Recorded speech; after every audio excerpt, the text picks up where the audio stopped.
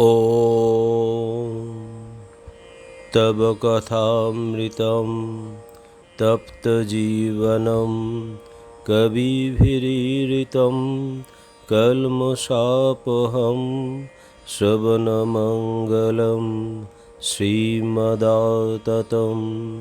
भुवि गृह्णन्ति ये भूरिदा जनाः। শ্রী শ্রী রামকৃষ্ণ কথামৃত তৃতীয় ভাগ ঊনবিংশ খণ্ড তৃতীয় পরিচ্ছেদ। গুহ্য কথা। তিনজনই এক।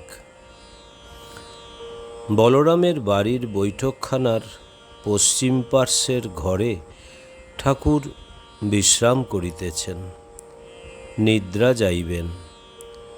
গনুর মার বাড়ি হইতে ফিরিতে অনেক রাত হইয়া গিয়াছে, রাত 11:45 হইবে। ঠাকুর বলিতেছেন, যোগিন একটু পায়ে হাতটা বুলিয়ে দাও তো।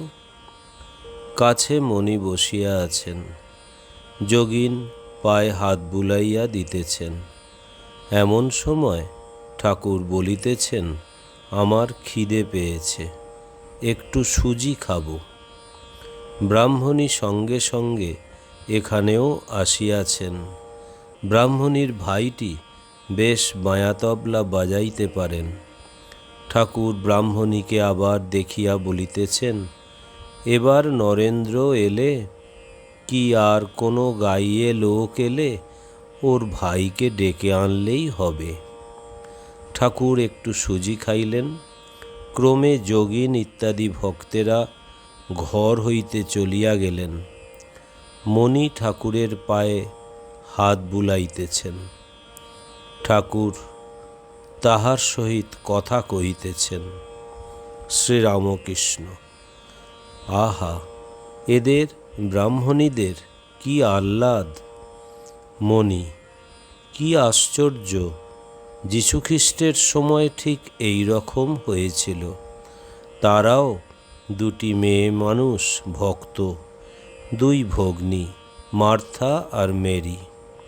শ্রীরামকৃষ্ণ উৎসুক হইয়া, তাদের গল্প কি বলতো। মণি, যীশুখ্রিস্টে তাদের বাড়িতে ভক্ত সঙ্গে ঠিক এই রকম করে গিয়েছিলেন। একজন ভগ্নী তাকে দেখে ভাবোল্লাসে পরিপূর্ণ হয়েছিল। যেমন গৌরের গানে আছে, ডুবলো নয়ন ফিরে না এলো, গৌর রূপসাগরে সাঁতার ভুলে তলিয়ে গেল আমার মন। আর একটি বোন একলা খাবার দাবার উদ্যোগ করছিল। সে ব্যতিব্যস্ত হয়ে যিশুর কাছে নালিশ করলে, প্রভু দেখুন দেখি দিদির কি অন্যায়। উনি এখানে একলা চুপ করে বসে আছেন, আর আমি একলা এইসব উদ্যোগ করছি। তখন যিশু বললেন, তোমার দিদি ধন্য, কেননা মানুষ জীবনের যা প্রয়োজন, অর্থাৎ ঈশ্বরকে ভালোবাসা, প্রেম, তা ওর হয়েছে। শ্রীরামকৃষ্ণ, আচ্ছা, তোমার এসব দেখে কি বোধ হয়। মণি, আমার বোধ হয় তিনজনেই এক বস্তু, যীশুখ্রিস্ট, চৈতন্যদেব আর আপনি এক ব্যক্তি। শ্রীরামকৃষ্ণ, এক এক এক বই কি, তিনি ঈশ্বর, দেখছো না যেন এর উপর এমন করে রয়েছে। এই বলিয়া ঠাকুর নিজের শরীরের উপর অঙ্গুলি নির্দেশ করিলেন, যেন বলছেন ঈশ্বর তারই শরীর ধারণ করে অবতীর্ণ হয়ে রয়েছেন। মণি, সেদিন আপনি এই অবতীর্ণ হওয়ার ব্যাপারটি বেশ বুঝিয়ে দিচ্ছিলেন। শ্রীরামকৃষ্ণ, কি বলো দেখি। মণি, যেন দিক দিগন্তব্যাপী মাঠ পড়ে রয়েছে, ধু ধু করছে, সম্মুখে পাঁচিল রয়েছে বলে আমি দেখতে পাচ্ছি না। সেই পাঁচিলে কেবল একটি গোল ফাঁক, সেই ফাঁক দিয়ে অনন্ত মাঠের খানিকটা দেখা যায়। শ্রীরামকৃষ্ণ: বলো দেখি সে ফাঁকটি কি? মণি: সে ফাঁকটি আপনি। আপনার ভিতর দিয়ে সব দেখা যায়, সেই দিক দিগন্তব্যাপী মাঠ দেখা যায়।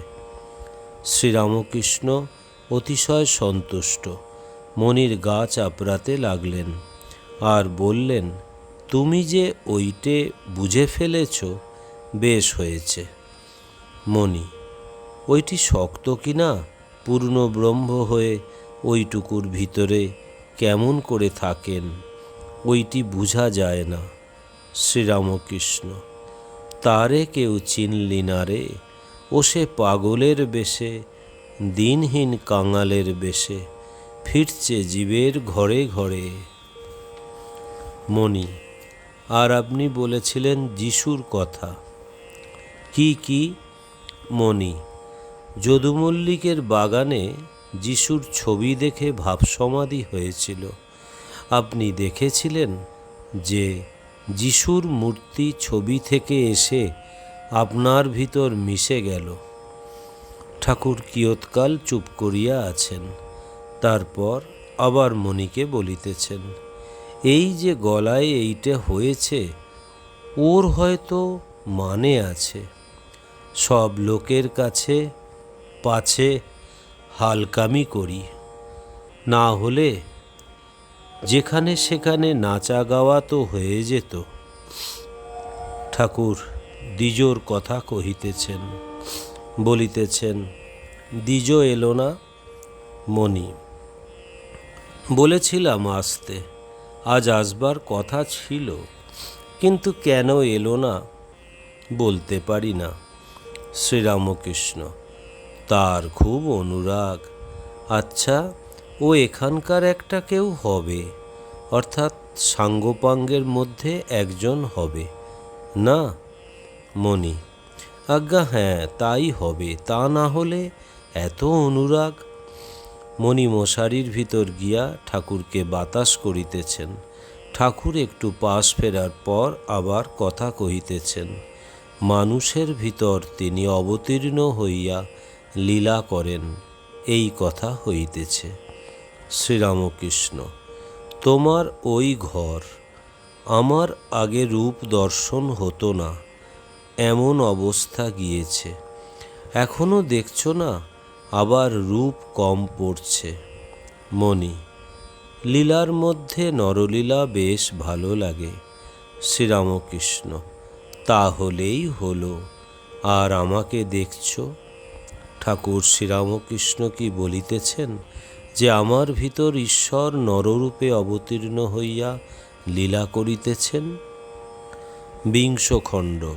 শ্রী শ্রী বিজয়া দশমী দিবসে ভক্ত সঙ্গে, প্রথম পরিচ্ছেদ। ঠাকুর শ্রীরামকৃষ্ণ শ্যামপুকুরের বাটিতে ভক্ত সঙ্গে। শ্রী শ্রী বিজয়া দশমী 18ই অক্টোবর 1885 খ্রিস্টাব্দ। ঠাকুর শ্রীরামকৃষ্ণ শ্যামপুকুরের বাটিতে আছেন। শরীর অসুস্থ, কলিকাতায় চিকিৎসা করিতে আসিয়াছেন। ভক্তেরা সর্বদাই থাকেন, ঠাকুরের সেবা করেন। ভক্তদের মধ্যে এখন কেহ সংসার ত্যাগ করেন নাই, তাহারা নিজেদের বাটি হইতে যাতায়াত করেন। শীতকাল, সকাল বেলা 8টা। ঠাকুর অসুস্থ, বিছানায় বসিয়া আছেন, কিন্তু পঞ্চমবর্ষীয় বালকের মতো। মা বই কিছু জানেন না। সুরেন্দ্র আসিয়া বসিলেন। নবগোপাল মাস্টার ও আরও কেহ কেহ উপস্থিত আছেন। সুরেন্দ্রের বাটিতে দুর্গাপূজা হইয়াছিল, ঠাকুর যাইতে পারেন নাই।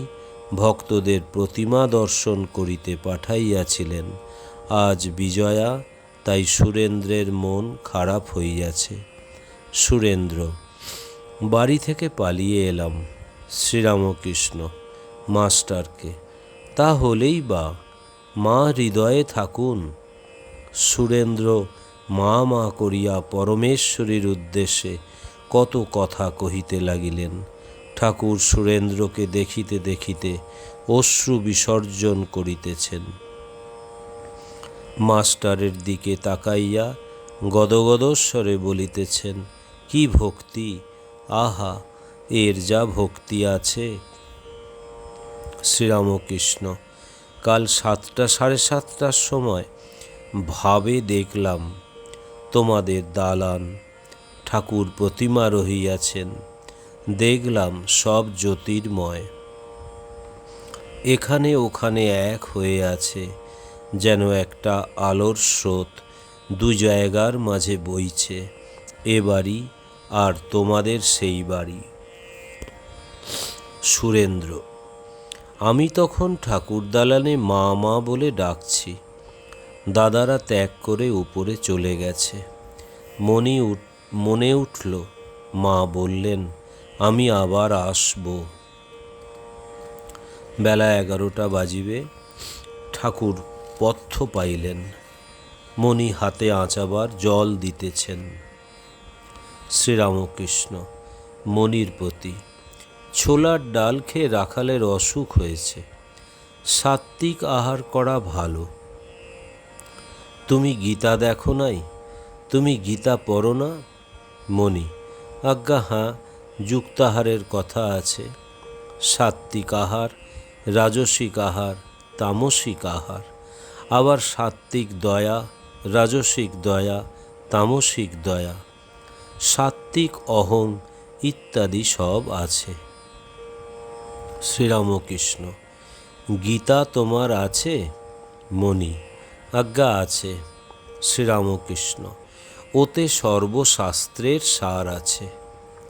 মণি, আজ্ঞা ঈশ্বরকে নানা রকমে দেখার কথা আছে, আপনি যেমন বলেন, নানা পথ দিয়ে তার কাছে যাওয়া, জ্ঞান, ভক্তি, কর্ম, ধ্যান।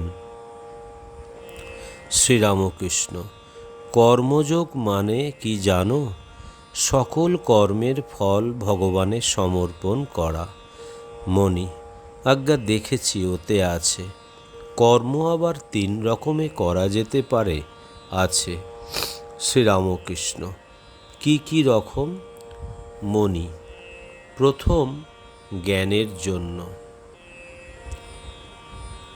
দ্বিতীয় লোকশিক্ষার জন্য, তৃতীয় স্বভাবে। ঠাকুর আচমনান্তে পান খাইতেছেন। মণিকে মুখ হইতে পান প্রসাদ দিলেন। ওম নিরঞ্জনম নিত্যম অনন্তরূপম ভক্তানুকম্পাধীত বিগ্রহং বৈ ঈশাবতারম পরমেশমিড্ডম তং রামকৃষ্ণম শিরসা নমামহম। শ্রীরামকৃষ্ণ অর্পণমস্তু।